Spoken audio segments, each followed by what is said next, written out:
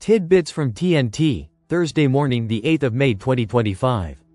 Listen to the full version on the official dinarreport.com website and become our supporter on Patreon. TNT. Tishwash. Oil doesn't feed the poor. Where does Iraq's wealth go? In a country with one of the world's largest oil reserves, scenes of destitution and poverty are still strongly present in the streets and working-class neighborhoods. Iraq, with its vast wealth, is powerless to address the dilemma of poverty, which now affects the lives of millions of citizens.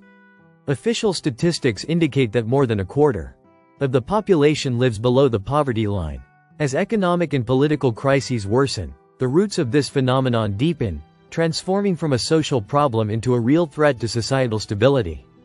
According to a 2024 report by the Iraqi Ministry of Planning, the poverty rate reached approximately 25% nationwide, with higher rates recorded in the southern governorates and conflict-affected areas. In Muthanna Governorate, for example, the rate exceeded 50%, reflecting the magnitude of the economic gap between Iraq's various regions. The spread of poverty is attributed to several factors. Most notably, high unemployment among young people, a lack of development projects, deteriorating infrastructure, and financial and administrative corruption that has depleted public budgets without affecting the lives of ordinary citizens. The absence of a clear strategy for wealth distribution has deprived large segments of their basic rights to education, healthcare, and adequate housing.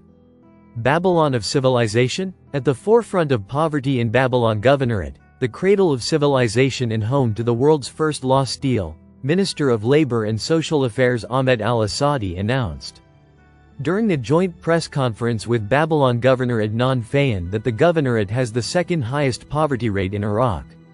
This statement sparked a wave of anger against the government and Prime Minister Mohammed Shia al-Sudani's development plans, especially with Babylon's inclusion on the World Heritage List, raising questions about development priorities and wealth management. The voice of the poor? A cry in the face of silence. Ali, a widow living in a slum in Baghdad, told video news agency, "We live on whatever God provides. My children left school to help me collect empty cans from the street. No one asks about us, and the government doesn't see us." Despite government initiatives such as the social safety net and food basket distribution, experts believe these solutions are temporary and insufficient unless accompanied by real economic reforms that create job opportunities and boost local production. Hussein, a widow and mother of 4, described her suffering to the video news agency, saying, "After my husband's death, I have no one left to support me. I rely on the social welfare salary, but it is sometimes delayed and sometimes not fully disbursed. I am forced to work cleaning houses to cover school expenses and food."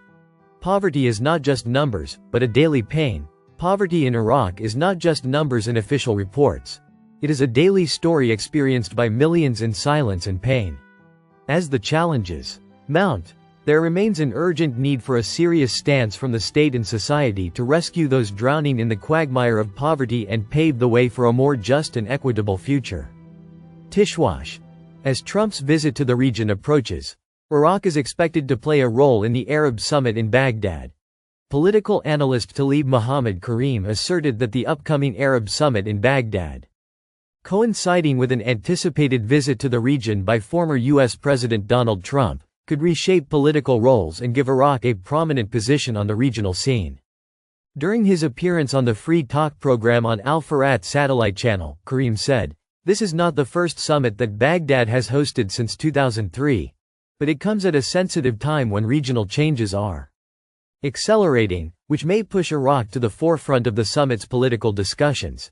He pointed out that the importance of the summit lies in its moral dimension for Iraq, as it is one of the founding states of the Arab League and seeks to consolidate its position as a regional and international political player. Karim stressed that Iraq will be the crown of the Arab Summit, and no party has the right to diminish its role, whether from a protocol or political perspective, noting that the European Union's members met on the basis of shared interests, while the Arab League's members were divided due to conflicting political interests. He expressed his concerns about the impact of the summit's final statement on the level of representation, saying, "If the statement includes any reference to the Zionist entity, it is likely that Leaders of countries such as Morocco, Algeria, and the Sultanate of Oman will abstain from attending, as happened at the 2012 Baghdad summit, which was attended only by the Emir of Kuwait. Karim added that the repeated aggression against Syrian territory must be among the summit's topics, given its repercussions for regional security, considering that Iran's role as a regional power cannot be ignored, and the Trump administration's renewed recognition of the Iranian nuclear issue constitutes an acknowledgement of its strength, which Iraq can leverage within the region's balance of power. The political analyst concluded his remarks by asserting that the summit represents an important opportunity for Iraq to strengthen its diplomatic standing, not only in the Arab context but also within the broader international interactions that will be affected by its outcomes. Tishwash. Parliament is suspended until further notice. Election campaigns and internal crises postponed sessions until after Eid. MP for the Coordination Framework, Mukhtar al-Musawi, expects the suspension of parliament sessions to continue during the current month, until Eid al-Adha. Al-Musawi said in a statement followed by al-Mada, "There is a clear disruption to parliament's work, and it is likely that parliament sessions will not be held in the coming days, especially since it will enter a legislative recess starting next week." He added, "There is talk about resuming parliament sessions after the Eid al-Adha holiday, in addition to other reasons that were an obstacle to the continuation of parliament sessions represented by election campaigns that began early." He explained that, "There are many problems within parliament that prevent the parliament from holding sessions or achieving the required quorum, and therefore the parliament will remain suspended throughout the current month and beyond, until after the Eid al-Adha holiday." Ishwash. Kurdistan delegation meets Iraqi oil ministry in Epicure. Over oil export resumption. A high-level delegation from the Kurdistan region's Ministry of Natural Resources arrived in Baghdad today to meet with officials from the Iraqi oil ministry and international oil companies, including Epicure, to discuss the resumption of oil exports from the Kurdistan region. The meeting comes amid ongoing efforts to resolve the prolonged suspension of oil exports, which has cost Iraq an estimated 300,000 barrels of oil per day. Oil Minister Hayyan Abdul Ghani recently stated that Iraq continues to suffer significant financial losses due to the halt and expressed surprise over what he described as new conditions set by the Kurdistan region for the resumption of exports. Today's meeting is expected to focus on overcoming the legal and technical challenges hindering the export process and finding a mutual agreement that would allow oil from the Kurdistan region to flow back into international markets. Negotiations between Baghdad and Erbil have stalled several times over the past year due to disputes over oil revenue sharing and control of export infrastructure. Listen to the full version on the official dinarreport.com website and become our supporter on Patreon. Source: Dinar Recaps.